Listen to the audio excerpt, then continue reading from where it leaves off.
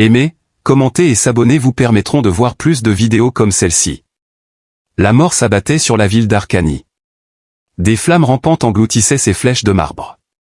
Dans un couloir brisé par la trahison, la reine Cléstor courut pieds nus. Elle avait perdu sa couronne. Ses robes avaient été déchirées. Alors qu'elle essayait de s'enfuir, une lame a effleuré sa jambe gauche, lui laissant une coupure. Un pilier était tombé, et elle a trébuché dessus. Au-delà de cela, elle s'est détournée. Dans toutes les directions, des alarmes retentissaient. Survolant la zone, des drones scrutaient les environs à la recherche de signes de vie. Clore tituba en s'en allant dans la ruelle derrière le mur du palais. Elle avait presque abandonné l'idée d'atteindre les bidonvilles à pied. La fumée couvrait le ciel, rendant tout noir. Le sol était jonché des restes froissés d'un aéroglisseur. Ou peut-être qu'il est déjà mort. Elle est tombée à genoux à côté de lui. Sans succès, ses bras ne pouvaient la relever de son état de tension. Trace de pas. Puis un gars est apparu.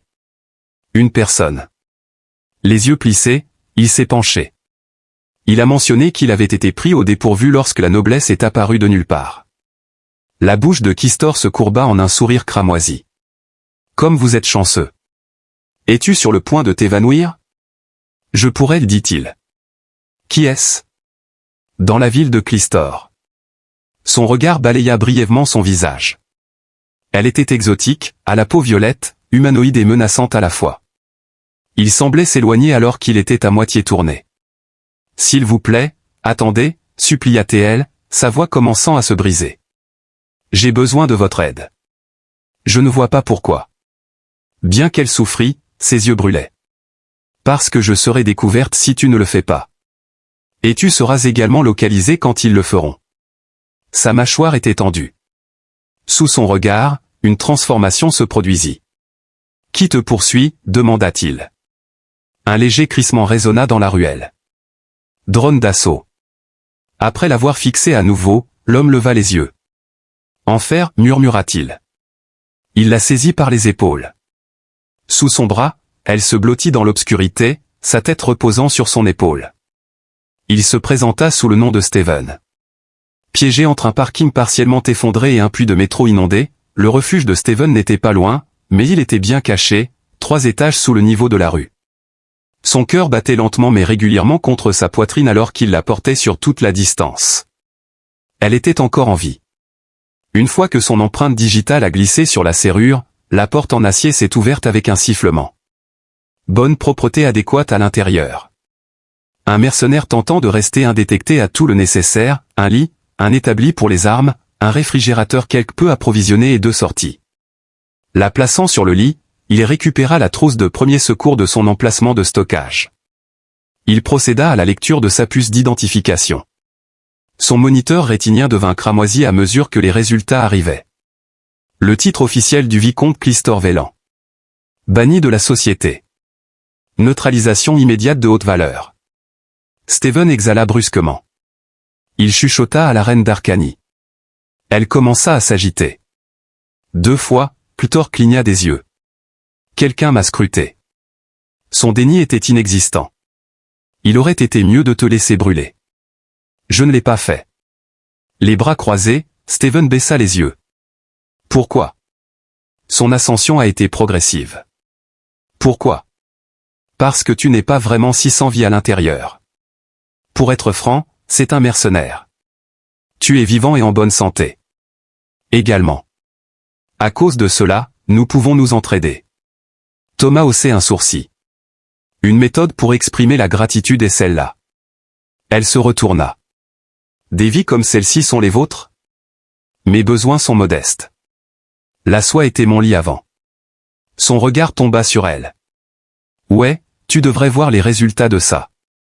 Le temps s'est écoulé. L'air entre eux était chargé de tension. Quand elle finit par prendre la parole, elle demanda de l'aide pour quitter la Terre. Pas de souci ici. Je peux le résoudre pour vous. Elle fronça les sourcils. Tu désires aussi t'échapper, n'est-ce pas? Tu te caches sous nous, entouré d'armes à feu et de mauvais choix, persista Clore dans son discours. Je te donnerai tout si tu m'aides à m'échapper. J'ai encore des codes, des contacts, et un coffre-fort avec assez de crédit pour acheter un nouveau nom et une nouvelle vie, dit-il, et Steven ne montra aucune peur. En échange, je me contente d'accepter de mourir à tes côtés. Non, affirma-t-elle fermement. Tu t'inscris pour vivre comme un dieu dans un endroit où ils ne nous trouveront jamais. Il se déplaça rapidement. Tu es traqué.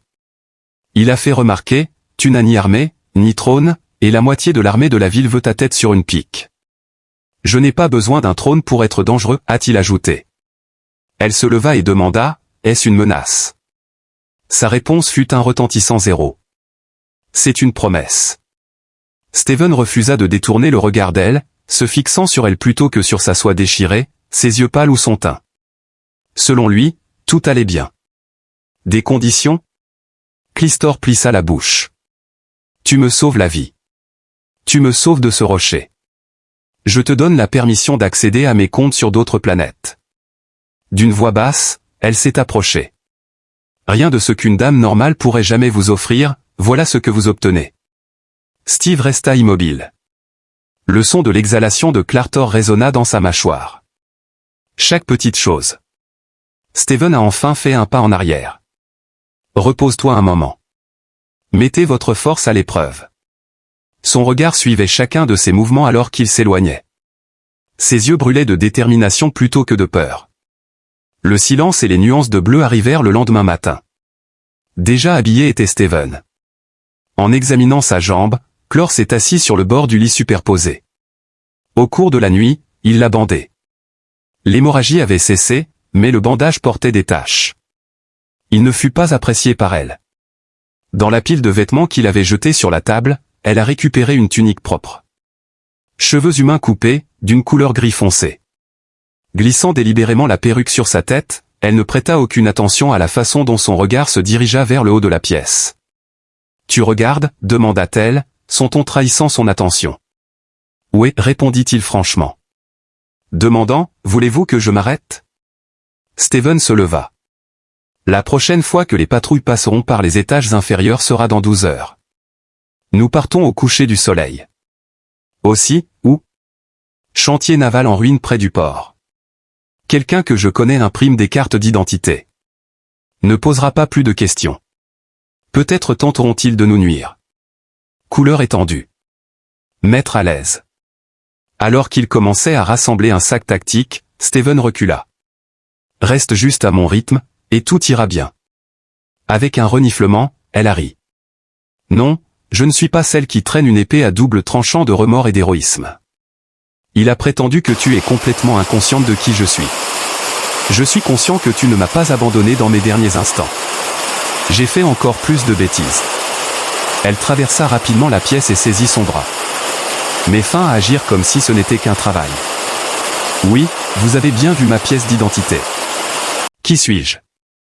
Vous êtes au courant. En observant sa main, Steven baissa les yeux.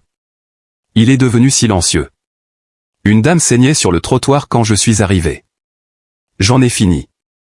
Même si elle n'y croyait pas, elle lâcha prise et recula. Quelque chose d'autre s'enfoncera avant que tu ne t'en rendes compte. Après cela, ils évitaient le contact visuel tout en travaillant en silence, mais ce n'était pas paisible en faisant leur bagage et en planifiant. Au fur et à mesure que l'après-midi avançait, elle vit Steven attacher une deuxième arme à sa cuisse. Cette quantité d'armes t'accompagne-t-elle constamment? Il est resté les yeux baissés. Inévitablement, vous vous interrogez sur tant de choses. Steven a fermé le sac uniquement quand il était intéressé. Soyez silencieux à moins que je ne vous dise de parler pendant que nous sommes dehors. Marche avec un profil bas, une démarche tranquille, et sans expression faciale. Reste en dehors de ça. Reste hors de vue. Elle exprima son désaccord avec une grimace. Pas une garderie, mais un palais, c'est là que je suis né. Il s'est approché, puis a cessé de se comporter comme un tout petit dont la couronne en jouet avait disparu. Non pas par peur, mais par colère, le souffle de Claire se coupa. Elle leva rapidement la main et saisit le devant de sa chemise. Tu n'as pas le droit de me parler comme ça. Tu ne portes plus de couronne, fit-il remarquer. Et n'occupiez pas votre palais royal. Rester en vie est votre objectif? Suivez-moi. Il a été surpris par son mouvement inattendu après qu'elle se soit tenue fermement à quelques centimètres de lui. Souriant, elle continua. Homme, fais attention, murmura-t-elle. Tu vas me donner envie de t'aimer. Ne fais pas ça, répondit l'homme. Elle s'approcha, ses lèvres effleurant son oreille, et dit, parce que je n'aime pas les gens qui sourient avant de tuer. Il demanda pourquoi. Bien, dit-elle. Elle s'est retirée après avoir dit, alors tu ne le verras pas venir. Retour à la routine habituelle. Alors que le soleil se couche. Dès que Steven a mis la main sur le sac, il l'a jeté sur son épaule. Une fois que nous commencerons, nous ne nous arrêterons pas. Une fois que nous aurons obtenu les identités, nous disparaîtrons. Que ferai-je quand je ne serai plus sur cette planète? Tu n'as même pas demandé. Alors qu'il se dirigeait vers la sortie, il décida que cela ne l'importait pas liard. Kistor le suivit dans le couloir faiblement éclairé. Peu après, elle le suivit de près. La question a évolué au-delà de la simple survie. Ils avaient commencé quelque chose, et cela ne serait pas enterré. Le soir à Arcanie manquait de romantisme. Le déclin était progressif. Il y avait des chariots de nourriture et des vendeurs de déchets bourdonnant avec des enseignes au néon, mais personne ne semblait sourire. Distrait par la loi et trop près des sous-sols. Steven agissait comme si c'était routine pour lui, capuche baissée, épaules en arrière, sûr de lui, mais jamais celui qui initiait le contact visuel, il n'était qu'un autre marmé sans visage. Avec des yeux cachés et un visage impassible, Clortor gardait le rythme avec lui. Sa peau violette était dissimulée par la veste noire ample alors qu'elle traquait sa proie comme un prédateur. Après 3 pâtés de maison, Steven inclina légèrement la tête. « Quelqu'un nous suit, chuchota Théil. Clististé ne montra aucune peur. « Quel est le numéro ?» 2 en formation serrée. En dehors du pays. Qui les possède, toi ou moi? Puis Steven a souri. Est-ce significatif? Un sourire est également apparu sur son visage. Une seule chose compte, qui meurt en premier. En tournant à gauche, il entra dans une ruelle latérale. Ils se cachèrent derrière une vieille pile de caisses. Ils étaient engloutis par l'obscurité. Gunn, Steven s'agenouilla. Claire s'est agenouillée à ses côtés, son épaule touchant la sienne. Ses yeux balayèrent son visage. « Es-tu équipé ?» Elle sortit une courte lame brillante de l'intérieur de sa veste après avoir levé un sourcil. Chaque fois. Des pas traînants résonnaient à l'entrée de la ruelle. Steven se mit à l'abri. « Fumée et acier est l'odeur que tu dégages. » Elle évita son regard. « Ta seule présence est une menace. » Elle ajouta, sa voix presque imperceptible. « Pas de problème. » Un chasseur de primes est sorti de l'ombre. Un humanoïde à la peau violette et une coupe militaire courte. Le deuxième, qui était légèrement plus trapu et plus grand, traînait derrière, tenant une carabine à lunettes. Steven se tut. Ils étaient prudents en se séparant. Cela ne me dérangeait pas comparé à elle, il était supérieur. Il est rapidement sorti de sa cachette et a fait tomber les jambes du grand d'un seul mouvement. Avec un fracas, l'arme s'écrasa contre la terre. De l'autre côté, Clististé faisait déjà briller sa lame rapidement et efficacement 1 fois, 2 fois. Avec des yeux écarquillés d'étonnement, son adversaire s'effondra silencieusement. Le plus grand a été projeté contre le mur par Steven. À qui quelqu'un t'a-t-il envoyé? Le gardien de prison resta silencieux. Avant de placer son épée sur le cou de l'homme, Clortor s'est glissé derrière Steven. La répétition lui échappera. Pas de réponse pour l'instant. En conséquence, elle a fait une petite incision sur la joue de l'homme. Elle a déclaré que c'était un avertissement. Ce ne sera pas la prochaine. L'agent de la loi serra la mâchoire. Elle est recherchée par le conseil. Une récolte complète. Vérifiez 3 fois qu'elle est toujours vivante et qu'elle n'a aucun signe visible de saignement. La mâchoire de Steven se crispa. Pour quelle raison le saignement est-il nécessaire? Kister a gardé la même expression pour l'embarrasser.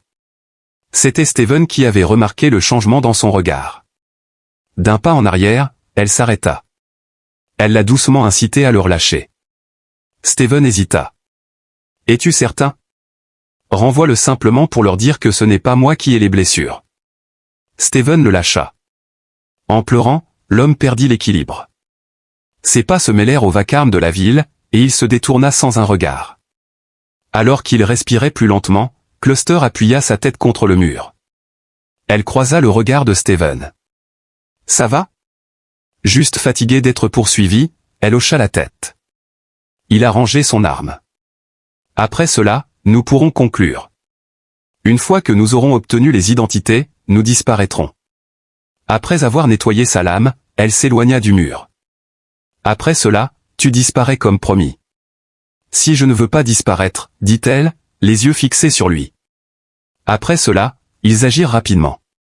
L'élite de la ville avait depuis longtemps oublié le vaste et rouillé terrain de fret qui s'élevait devant eux. Un scanner rétinien et une porte. C'est tout. Se levantant, Steven effectua une analyse. Soudain, la porte s'ouvrit en grand. À l'intérieur, une faible illumination, des terminaux bourdonnants et des équipements marqués par la graisse. À son bureau, une femme mâchait un stimulant. « Es-tu encore là ?» Marmonnant entre ses dents, elle parla. Grognement était le son de plainte de Steven. Besoin de 2 cartes d'identité de remplacement. Des analyses complètes sont actuellement en cours. Dès que la femme aperçut Clistor, elle sourit. Bien joué. Alors, tu es passé au niveau supérieur. Clistor est resté grimacé. Prépare-le rapidement. Ayant obtenu 2 fausses identités, ils sont partis 1 heure plus tard. Steven a gardé les cartes à jouer dans sa poche. Repose-toi bien ce soir. Transfert dès le matin. Et Clistor fit un petit signe de tête. À quel endroit? Il y a un endroit que je connais. Leurs corps se déplaçaient en synchronisation alors qu'ils se retiraient dans les ruelles, qui se rapprochaient soudainement. Peu de temps après, ils sont apparus. Quel trou harassait cet hôtel? Tout dépendait de cela. Au milieu de la zone industrielle négligée de la ville, au 3e étage d'un grand bâtiment. Des contrebandiers, des fugitifs, ou des individus qui ne prenaient même pas la peine de demander des noms louaient la moitié du bâtiment condamné. Steven desserra la poignée de la porte. Une légère odeur de désinfectant et de rouille imprégnait la pièce. Un petit bureau, un petit lit. Clortor entra dans la pièce, enleva le manteau noir ample et le jeta sur le lit. Après avoir verrouillé la porte derrière eux, Steven détourna son attention vers elle. Avec les premières lueurs du jour, nous avons pris la route. Je me suis simplement dirigé vers le miroir de la coiffeuse et j'ai contemplé mon reflet. Des cheveux noirs bouclés tombaient en cascade sur une épaule. Il y a plus de contusion sur sa mâchoire maintenant. La lumière tamisée faisait paraître sa peau violette plus blanche. D'une voix basse, elle murmura, « J'ai dormi sur des draps qui coûtent plus cher que cette chambre. » Steven jeta son sac de voyage au sol. À quoi elle répondit, « Tu peux encore le faire. » D'un mouvement délibéré, elle pivota. « Je crois que vous êtes préoccupé par le pouvoir, et vous pensez que je suis préoccupé par l'argent. » Something, dit Clisté, la tête inclinée sur le côté. Il a sorti 2 communicateurs jetables de leur rangement et les a posés sur la table au lieu de répondre à la question, « Et qu'est-ce qui t'importe ?» Il a déclaré qu'il prendrait la tête de la surveillance. Je suis frais. Je n'ai pas demandé. Ses bras étaient croisés. Est-ce que tu es toujours aussi charmant, ou est-ce juste quand tu es seul avec une femme qui pourrait t'étouffer? Steven s'approcha lentement, les rapprochant encore plus. Suis-je en train d'être menacé? Claire leva les yeux vers son visage. Est-il important que je le sois? Il maintint son regard fixé sur elle pendant une période prolongée, laissant l'étrange silence s'installer. Épaissir. Il s'est ensuite retiré. Absolument pas, selon lui. Assise dans la seule chaise de la pièce, elle l'observait. Son attention restait fixée sur elle alors qu'il était allongé, les bras croisés. Un débardeur noir serré et un pantalon que Clistor avait obtenu chez les Forger étaient tout ce qui restait lorsqu'elle avait enlevé ses bottes. Comme s'ils étaient cousus à son corps, il l'enlaçait. Examinant les blessures aux côtes, elle retourna au miroir. Steven restait fixé sur elle. « Tu sembles te fixer pas mal, remarqua-t-elle. Haussement d'épaule, il poursuivit sa journée. Elle se retourna pour lui faire face et dit, « Je remarque des choses. » Il ne broncha pas, et elle sourit, il était clair qu'elle le testait. « Tu ne gagneras pas, dit-elle. » Ses pas étaient mesurés alors que Clortor s'avançait vers lui. Elle s'est arrêtée devant lui, ses genoux presque en contact avec les siens, la tête penchée sur le côté. « Je n'essaie pas de gagner, Steven. » Alors que fais-tu, murmura-t-elle en se penchant si près que son souffle effleura sa joue, lui rappelant qu'elle n'essayait pas d'être un fardeau mais une opportunité. Steven serra les mâchoires. « Tu veux quelque chose de moi, ajouta-t-elle, mais cela ne veut pas dire que je vais l'accepter. » Clortor redressa son dos, maintenant le contact visuel avec Steven. Alors ne le fais pas. Elle se tourna ensuite sur le côté sur le lit, sans utiliser la couverture, et l'observa dans la lumière tamisée pendant ce qui sembla être des minutes. Plus tard, d'une voix douce, elle dit, « Tu ne poses pas de questions. » Le regard de Steven restait fixé sur la porte, son désapprobation évidente dans son incapacité à détourner les yeux. Le ton de Clestor changea. « J'avais 5 ans quand ils ont mis le premier couteau dans ma main. » Steven se tourna pour la regarder, et elle marqua une pause avant de continuer, pas un cérémoniel. Pas pour le spectacle. Son père lui avait appris à tuer avant de lui apprendre à danser. Steven se pencha en avant dans sa chaise, les coudes sur les genoux. Censé me faire peur. Elle détourna le regard, mais se retourna ensuite et dit, censé expliquer pourquoi je ne sais pas quoi faire avec quelqu'un qui ne fuit pas devant moi. Puis elle sourit amèrement et dit, c'est pourquoi j'ai été élevé pour la guerre, mais je suis né pour le feu. Steven pourrait rester assis comme une statue toute la nuit. Steven se leva, traversa la pièce d'un pas décidé jusqu'à la fenêtre, et contempla le néon mourant et les cargos célestes vacillant au-dessus. Nous partons à l'aube, dit-il à nouveau, sa voix maintenant plus rauque. Clististé se retourna sur le dos et expira lentement. Si je vais être ton problème, autant que ce soit un beau problème. Claire, debout derrière lui, observait son poids qui se déplaçait et la façon dont ses doigts se recroquevillaient contre le rebord de la fenêtre. Elle réalisa qu'elle ne le testait plus simplement, mais qu'elle se tentait elle-même. Plus il restait dans cette pièce, plus il serait difficile de se libérer. Juste au lever du jour, une explosion secoua le bâtiment. Clististé se leva du lit avec une rapidité habituelle, atterrissant en position accroupie avec la lame dégainée. Steven la regarda. Elle hocha la tête une fois en direction du couloir. Des cris, des pas, et le sifflement d'un découpeur énergétique furent entendus. Steven murmura, son arme fermement tenue dans sa main, le dos appuyé contre le mur à côté de la porte, et les yeux se tournant vers le miroir du coin. Steven s'agenouilla à côté du sac, sortit 2 pistolets compacts et en lança un vers elle. Elle l'attrapa sans regarder. « Quel est ton plan de bataille ? » ? « Nous frappons fort en premier. » Elle a souri. « Maintenant, tu parles ma langue. » Clististé était déjà à la fenêtre, scrutant la ruelle 3 étages plus bas. 2 véhicules noirs, sans insigne, définitivement pas de la police locale.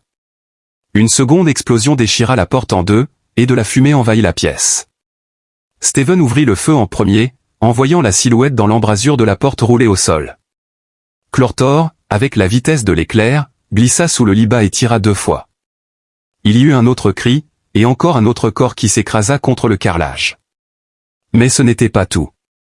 3, non, 4 agents en armure mate avec une peau violette ont envahi la pièce, leurs fusils scintillant de chaleur. Steven saisit le bureau et le retourna pour cacher son visage derrière lui en criant « Fenêtre de derrière !» Clestor était déjà en mouvement, écartant le rideau et brisant la vitre. L'air froid du matin et les sirènes lointaines se précipitèrent à l'intérieur. Elle est passée la première, atterrissant accroupie sur l'étroite échelle de secours en métal, et Steven a fait de même. Il continua à grogner alors qu'une rafale de tirs de blaster déchira le mur derrière lui. Derrière eux, les agents de la loi les poursuivaient, leurs voix crépitantes et leurs ordres brefs. Steven se retourna en pleine course et tira, faisant tomber l'un des soldats, qui se tenait le ventre, blessé. Claire, haletant, tira Steven derrière un conteneur de fret rouillé et dit « Tu es touché. » Éraflé, pas profond, je vais survivre, dit-elle en déchirant sa veste, brûlant à travers. Pas mortel, mais douloureux. Idiot, murmura-t-elle en sortant un patch stimulant de sa poche. Reste immobile, Steven serra les dents, et elle le plaqua sur la brûlure, ce qui réduisit immédiatement la douleur. Clestor plongea dans la trappe d'égout ouverte tandis que Steven plongeait après elle, tirant la caisse fermée derrière lui. Des balles les poursuivaient. Une autre explosion a secoué le sol à proximité. La terre et la fumée remplissaient l'air. Ils étaient coincés. Steven scruta la ruelle et aperçut une grille d'égout de 30 pieds. « Après vous, dit-il, mais elle ne protesta pas. Ils se déplacèrent. Steven s'est agenouillé et a demandé « Ça va ?» Claire s'est adossée au mur, haletante, et a tremblé en répondant « Définis bien un point. » Le bruit de la bataille s'était estompé derrière eux alors qu'ils couraient silencieusement et rapidement, résonnant contre les murs. À la fin d'un mile, ils s'étaient arrêtés, trempés de saleté, de sueur et de sang. C'était une équipe de récupération, Pas une équipe d'exécution, dit-il. Je l'ai remarqué, grogna-t-elle. Les connais-tu? Elle hocha la tête, la mâchoire serrée. Les loyalistes, dit-elle, sa voix se brisant légèrement. Ils veulent que tu restes en vie. Ils n'avaient jamais rien vu de tel auparavant. Claire leva les yeux vers lui, ses yeux sombres et humides de quelque chose qu'elle n'appellerait jamais émotion. Tu as saigné pour moi. L'expression de Steven est passée de celle d'un atout à celle d'une menace de quelqu'un qui venait de devoir tuer des personnes en qui elle avait confiance. Ils n'ont pas fini de venir, murmura-t-il. Je sais. Il s'est approché. Et maintenant? Elle s'avança lentement et délibérément jusqu'à s'arrêter directement devant lui. Tu as saigné pour moi, dit-elle à nouveau, sa voix plus douce. Alors ça fait de toi le mien, dit-elle, levant une main pour toucher le bord de sa mâchoire et traçant ensuite sa ligne avec son pouce. Steven ne broncha pas, il n'avait pas d'autre choix. À ce jour, crois-tu que nous ne faisons que survivre? Elle demanda. Il resta ferme. Non. Quelques centimètres séparaient ses lèvres des siennes. Alors, arrête de te comporter comme si c'était le cas. Il resta silencieux. Ses lèvres ne rencontrèrent pas les siennes. Elle murmura plutôt, la prochaine fois qu'ils viennent, on les tue tous. Steven hocha la tête en signe d'accord. Je suis tout à fait d'accord. Avec cela, Claire fit un pas en arrière. Il y a un endroit que je connais. À la limite nord de la ville se trouve un avant-poste forestier disparu depuis longtemps. Signaux et patrouilles manquants. C'est ici que nous nous mettons à l'abri. Rassemblez-vous. Portant le sac de matériel, il l'a jeté par-dessus son épaule. Prends les devants. Ils se sont aventurés dans la nuit ensemble. Tous furent engloutis par la forêt. Steven et Clestor poursuivirent leur trek dans la Wilderne du Nord en pleine nuit, avec seulement une carte fanée dans sa mémoire et son inclination naturelle à disparaître pour les guider. Un air plus frais, chargé de pain en décomposition et de mousse humide, s'installa. La cabane donnait l'impression d'avoir poussé entre les deux rochers aigus lorsqu'elle est apparue pour la première fois. Complètement cachée de tous sauf des plus initiés, sans aucune ouverture, aucun moyen d'y accéder. Le clavier à côté de l'entrée avait un code de contournement corrodé, que Clestor a saisi. Un faible bip suivi d'un déclic. L'ouvrir fit un grognement. À l'intérieur, il y a de la poussière, un objet accroché au mur, et un vieux poêle en fer au fond de la pièce. Fourniture d'urgence et matériel médical emballé dans des caisses. Un miroir brisé et un panneau de communication qui a cessé de fonctionner. Avec son arme à la main, Steven fit une entrée rapide. Très claire. Après elle, Clististé tira la porte pour la fermer. Puis, près du sol, Steven actionna un disjoncteur. Un bourdonnement de lumière s'est allumé. Elle dit qu'elle n'est pas venue ici depuis 7 ans. J'avais des doutes sur le fait qu'il resterait debout. Il a jeté son sac de matériel par terre. Dieu merci, ces idiots ne l'ont pas incendié. Je ne vis pas par chance. Il lui jeta un coup d'œil. Elle commença par enlever la couche extérieure de ses vêtements, qui comprenait sa veste, sa ceinture et ses bottes complètement trempées. Sa peau violette était endommagée mais non courbée, et sous son sous-vêtement noir, la sueur était étroitement collée. Détournant le regard, Steven se retourna brusquement. Il a allumé le poêle après avoir découvert un conteneur de carburant thermique. La deuxième fois, ça a fonctionné. Assise à proximité, Clestor étendit ses jambes. Comme si la flamme tentait de communiquer avec elle, elle se retrouva à retenir son souffle et à se fixer dessus. Alors qu'elle murmurait, « Je déteste me cacher », elle continua.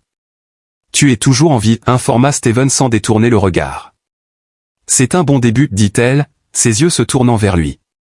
Il enleva sa propre veste, révélant un thé taché collé à son dos, et dit, « On dirait toujours que tu as un pied dans la tombe. » Il s'agenouilla près du feu et sortit une boîte de rations. Après lui avoir donné, il en prit un et l'ouvrit. Personne ne parla pendant qu'il dînait. Enfin, elle a craqué. « Tu as des cicatrices ?» Steven haussait un sourcil et demanda. Puis elle pointa ses bras, qui étaient maintenant visibles sous ses manches courtes, et dit, « Quoi ? Tu m'as entendu ?» Il se pencha en arrière et mâcha lentement en disant, « Tu te déplaces comme un soldat. Je veux savoir où tu as été blessé. » Pas immédiatement, Steven répondit, « Pourquoi ? » Parce que j'ai besoin de savoir quel genre d'homme je dors à 10 pieds de moi. En tordant sa main, une cicatrice blanche nette sur son avant-bras devint visible. Du verre brisé. Ma propre putain de grenade il y a 8 ans, dit-elle en haussant un sourcil. Vous étiez impliqué dans l'armée, le secteur privé, et vous achetiez et vendiez des allégeances. Avant que je ne réalise mon erreur et ne commence à fuir, il a croisé son regard. Ces jours-ci, je ne prends la fuite que lorsque je protège quelqu'un qui m'est cher. Claire a fixé son regard trop longtemps avant de détourner enfin les yeux. Elle se débarrassa de sa tunique mouillée et se déshabilla jusqu'à son sous-vêtement. La lumière du feu faisait briller sa peau. « Est-ce que tu as toujours l'air comme ça ?» demanda-t-elle. Il n'y avait aucune prétention de la part de Steven. Juste au moment où j'essaie de détourner mon attention des conséquences de l'arrêt. Silencieuse sur le parquet, elle se leva et s'approcha de lui avec précaution. Elle a parlé de la façon dont tu l'avais sauvé plusieurs fois. Ajoutant, et ne fais pas semblant que c'était tout un plan. Je ne l'ai pas fait pour toi, murmura-t-il. Puis elle sourit. Elle s'avança et dit, oui, tu l'as fait. Tu n'aimes juste pas l'admettre. Avec le dos tourné aux flammes, le bruit crépitant diminua. Il était englouti dans son ombre. Tu vas continuer à agir comme si je n'étais pas réel, interrogea-t-elle. Levez les yeux au ciel. Non. Ensuite, ils restèrent immobiles. Ils se câlinaient soudainement. La distance entre eux a disparu. Avec ses doigts effleurant sa mâchoire, elle leva la main et toucha le côté de son visage. Est-ce ainsi que tous les hommes réagissent lorsqu'une dame s'approche? Seulement les esprits les plus brillants. Pourquoi? Pourquoi? Parce que les naïfs sont ceux qui ne tiennent pas compte des conséquences. Lèvres séparées par elle. Quel sera le coût total pour vous? Il s'est approché, mais s'est abstenu de lui donner un baiser sur les lèvres. Il a tout dit. Il s'est ensuite retiré. Son poignet fut saisi par elle. Si tu me quittes maintenant, dit-elle, tu ne pourras pas dormir ce soir. Steven resta immobile.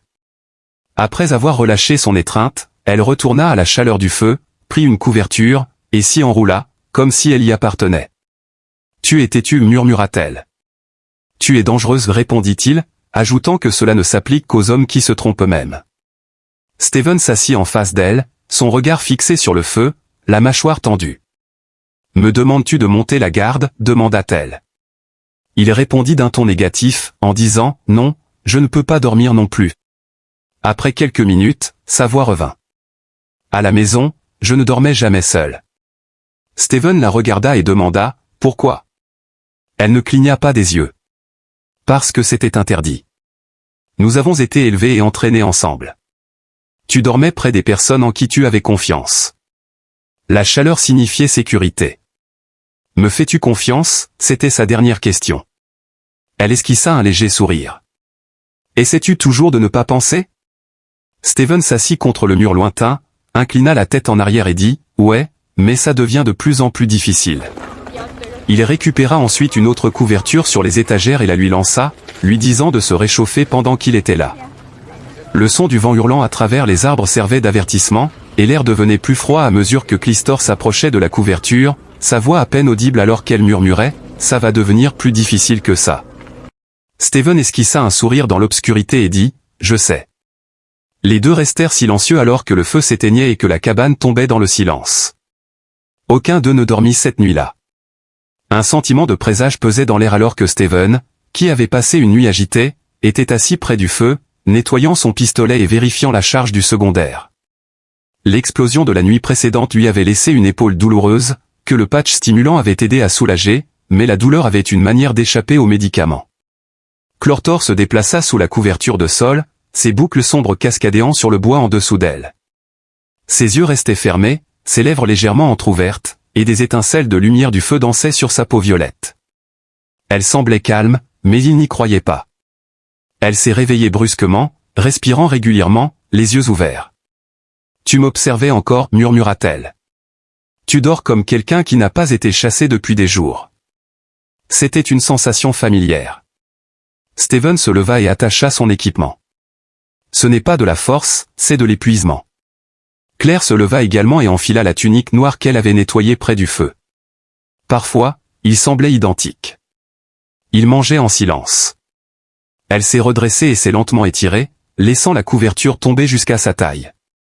Barre protéinée et comprimée de purification de l'eau. Nourriture de survie, pas de saveur.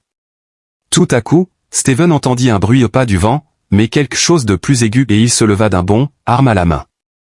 Clististé était déjà posté à la porte, et 2 signatures thermiques approchaient rapidement du sud des éclaireurs. Elle a probablement hoché la tête en signe d'accord. Puis, il y eut un autre bruit, un coup de feu. Des éclats de bois volèrent alors qu'ils déchiraient le mur extérieur et s'écrasaient sur la table derrière eux, criant « Embuscade ». Steven aboya. Clististé saisit son arme. Un autre coup de feu éclata à travers la fenêtre. Celui-ci frôla le flanc de Steven. Il grogna, se baissa, tira à travers la brèche, en frappa un. Le corps tomba. 2 autres flanquent. Claire se leva d'un bond et cria. 2 ennemis tombèrent, du sang éclaboussa le mur intérieur, et ensuite Steven entendit un tumulte à la porte. Il se retourna pour voir le visage de Clististé, mais d'abord il vit son museau. Alors que l'instinct prenait le dessus, il se précipita en avant, et leurs corps se heurtèrent, la faisant voler de ses pieds alors que le coup de feu retentissait et le touchait. Le dernier soldat tomba au seuil, un trou creusé dans son crâne. Clore était à genoux, tremblante et haletante.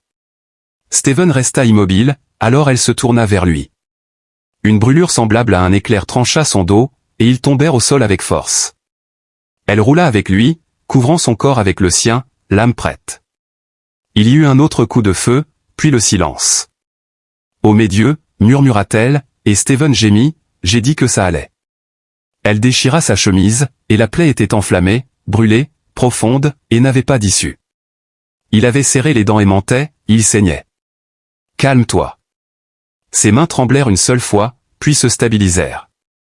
Elle fouilla dans la caisse de fourniture, déchira le paquet de médicaments et enfonça une aiguille de stem de coagulation dans la brûlure. Il serra les dents. Ne cria pas. Elle appuya de la gaze sur la plaie, enveloppa son torse avec une précision rapide et fluide. « J'ai eu pire », murmura-t-il à peine audible. « Tu es un terrible menteur. » Steven la regarda à travers un brouillard. « C'était l'accord, n'est-ce pas ? Tu t'es jeté devant moi. » Elle s'approcha, ses yeux flamboyants.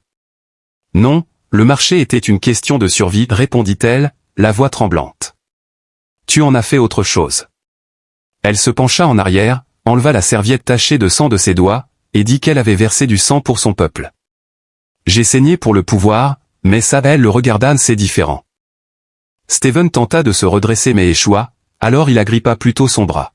« Pourquoi as-tu couru ?» demanda-t-il dès que le coup de feu retentit. « Pourquoi ne t'es-tu pas simplement évaporé ?» rétorqua-t-elle, expliquant que tu bloquais son chemin vers la sécurité. Il finit par lâcher son bras. Il a souri légèrement malgré sa douleur, peut-être est-il simplement traditionnel. Elle a fermement déclaré qu'il ne devait pas la laisser mourir à ce moment-là parce qu'il ne l'avait pas prévu. Il hocha la tête et dit « Je le pense vraiment ». Elle s'assit silencieusement à ses côtés, observant son rythme cardiaque monter et descendre. Il savait qu'il reviendrait. Il y avait un feu crépitant à l'extérieur, et le vent pressait contre les murs de la cabane comme une main qui se referme. Cependant, à l'intérieur, il y avait une sensation de chaleur, pas celle du poêle, mais de quelque chose de dangereux. Alors Steven tourna la tête et demanda « Pourquoi ?» Elle resta impassible, mais peut-être que moi. Aucun d'eux ne bougea. Quelque chose de sincère se passait. Le feu s'éteignait. Steven, qui était à moitié allongé sur la couchette, immobile et bandé, n'était plus pâle, la plaie avait coagulé. La douleur, qui était aiguë et implacable, demeurait, mais il la refoulait sous la surface. Clististé, assise par terre à côté de lui, les coudes sur les genoux, observait les flammes. Après 20 minutes de silence, elle finit par prendre la parole, disant « Nous n'avons pas le temps ». Steven ne poussa pas plus loin, il comprit. Elle se leva et se dirigea vers l'unité terminale, qui était vieille mais connectée à un lien satellite. Lorsqu'elle le toucha, il s'alluma et elle saisit silencieusement des commandes, ses doigts restaient fermes mais sa respiration se bloqua. Steven regardait, sa voix basse. « Dis-moi ce que tu manigances. » « Mon dernier service est demandé. » Une dernière touche a été tapée par elle. Après être devenu noir, l'écran a clignoté avec une ligne de texte. « Hélicoptère en route. » Sa déclaration était qu'il y avait un vaisseau d'extraction avec une état de 0004623 dans le couloir. Autonome, non destiné à un usage militaire. Une sphère au-dessus du secteur 9 sera sa cible. Passez à travers la fenêtre de blocage en exactement 1 minute. Le temps s'arrête. Dans le cas où nous ne le voyons pas, nous serons paralysés. La gorge de Steven était sèche. Alors, cela doit être un piège, non? Elle a déclaré que si c'était le cas, elle préférerait mourir dans les cieux que de passer une autre nuit ici à ramper. Elle pivota pour croiser son regard. En route vers le quai, il y a 2 zones de surveillance constante, équipées de points de contrôle automatisés, de scanners thermiques et de drones transportant des agents armés. Sans une fausse carte d'identité, c'est du suicide. Alors que Steven levait la main pour montrer ses cartes, il en sortit 2 de son gilet. Les avoir jusqu'à ce jour. Tous les regards étaient fixés sur elle. Vous avez retenu les 2. Parier sur des individus est quelque chose que beaucoup de gens font. Clestor avait une mine renfrognée. Elle traversa la pièce et s'assit à côté de lui à la place. Son os de la joue brillait à la lumière de l'écran. Je pourrais faire le voyage toute seule. Une réponse lui échappait.